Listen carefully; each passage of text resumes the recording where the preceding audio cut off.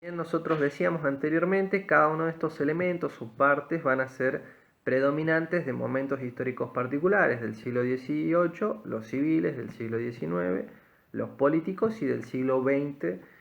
los derechos sociales que están íntimamente ligados a lo que son los estados de bienestar. Ahora bien, lo que nos dice Marshall es que cuando hablamos de los derechos sociales hay que entender que los derechos sociales no solucionan el problema de la desigualdad que engendra el capitalismo porque no tienden a distribuir la riqueza, sino que lo que hacen tienden a garantizar ciertos parámetros mínimos de bienestar social. Ahora, el autor va a realizar una observación que es que la evolución del concepto de la ciudadanía y por ende de su ejercicio tiende a ser un desarrollo lineal en el tiempo, progresivo, es decir, que el ejercicio de la ciudadanía va avanzando con el tiempo a mayores grados de igualdad. Sin embargo, cuando nosotros hablamos de la ciudadanía y del ejercicio de la misma, tenemos que tener en cuenta que no podemos hablar de ciudadanía en sentidos,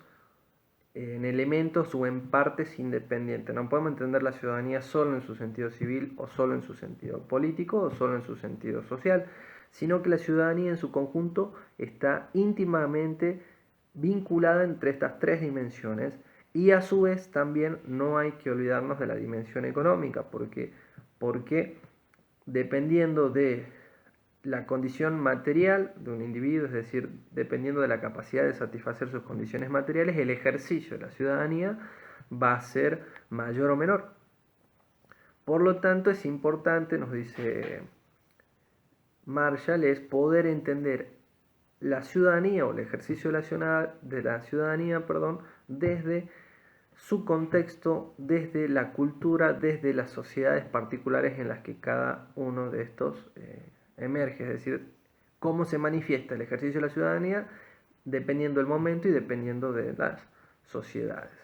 En este sentido, volvemos a retomar lo que decíamos en primera instancia, que es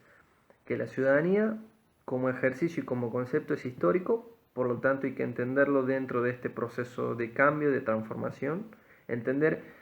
que los derechos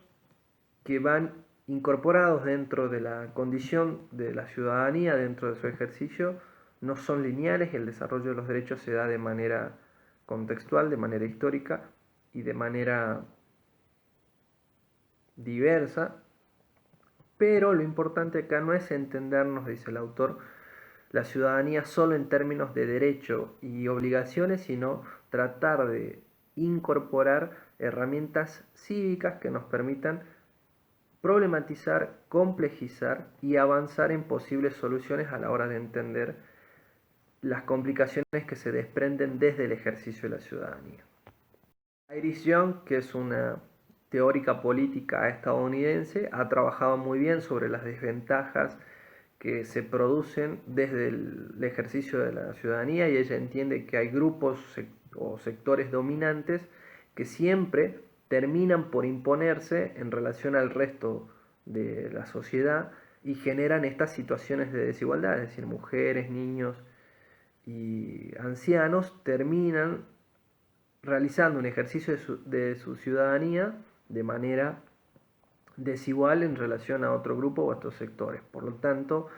la autora dice, no hay que cuestionar la universalidad de los derechos que vienen incorporados con el ejercicio de la ciudadanía, sino hay que cuestionar los privilegios que tienen determinados sectores en relación al resto de los miembros de la sociedad.